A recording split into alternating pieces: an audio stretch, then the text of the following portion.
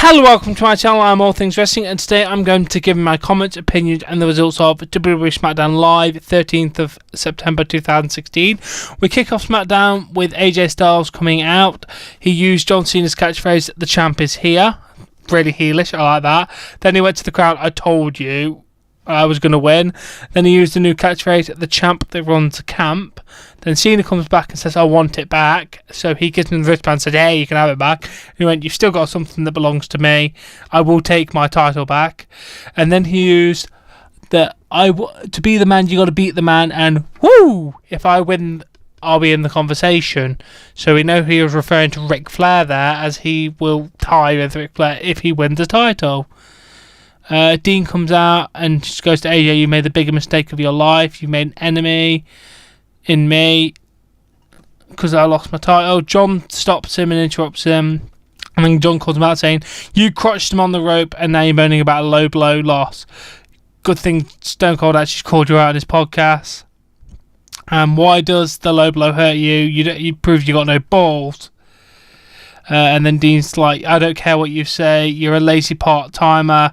Stick to doing movies and TV shows. You're just a WWE puppet. You can't do it anymore." Shane comes out and he congratulates AJ about his tearing the house down at SummerSlam. He said that's a great accomplishment. He earned the right to say he's the face that runs the place. Honestly, at that moment I thought Shane was going to say, "I'm the face that runs the place," but he didn't. But then he's like, "You took the easy way out."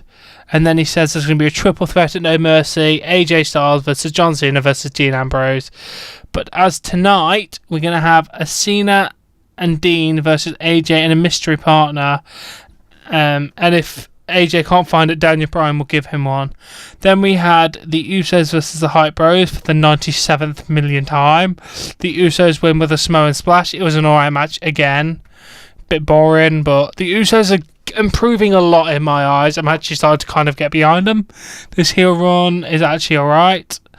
Then The Miz comes out to celebrate his thing, and he said he's held his title longer than 132 champions. Wow! Seriously. Dolph comes out and says we should have it one more time. And then Daniel Bryan comes out and says your wife cheated to win. Dolph will get his rematch. Miz says no. I want a new contract. No more title defences on SmackDown or anywhere else until I get what I want. And then he walks out into the crowd. AJ talks to Baron Corbin, trying to get him to be his partner. And he went, "I'd rather be your opponent. I want that title." Then we had a rematch from the pre-show. Baron Corbin versus Apollo Crews. Corbin attacks Crews and does the end of days outside before the match starts. Jack Swagger comes out. He squares up to Corbin. Corbin rolls out. Jack reveals that he's signed with SmackDown and says, "You don't know Jack. Forget everything you know about me." So it looks like they're going to restart with him, which is good.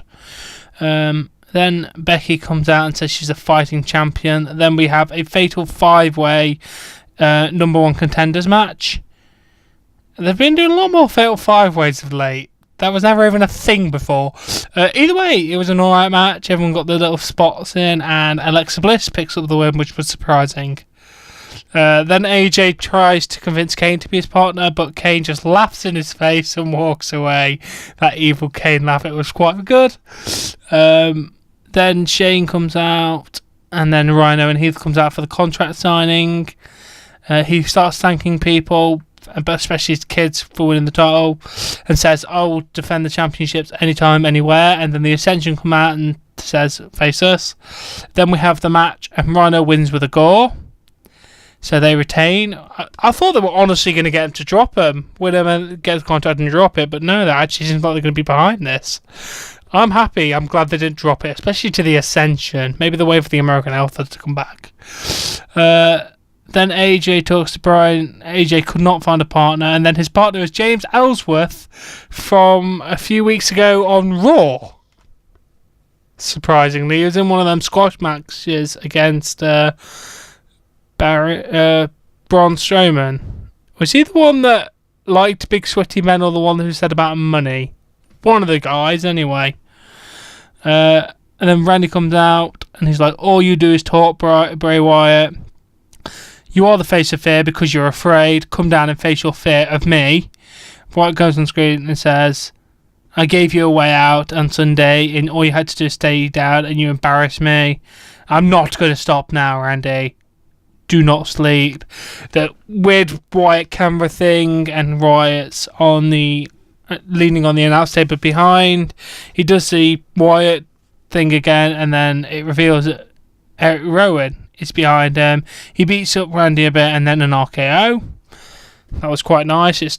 Don't know why they put them back together, but what you're gonna do? They're gonna play that to death for some reason. Then we had AJ and James versus Cena and Dean Ambrose. As James Ellsworth was making him stay down the ring, Miz comes down and attacks him, and then screams into the camera, I'm the main event, Daniel. He hits a skull cushion finale after that on James on the ramp, and then he goes into the match instead of James. I do love this little Miz Daniel Bryan rivalry thing going on. It's really good.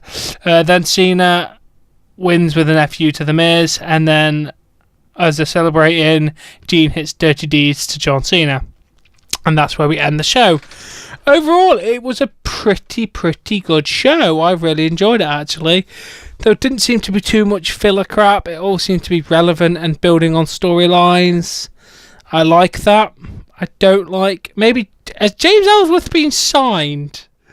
That's one thing I've got to figure out, because he's been on 2 shows. They haven't been to Philly and Raw yet, have they? Okay, I'm hoping the kid got signed. Good on you if you have. Maybe he'll be the new Colin Delaney, if you remember him back from 2007's ECW. I certainly do.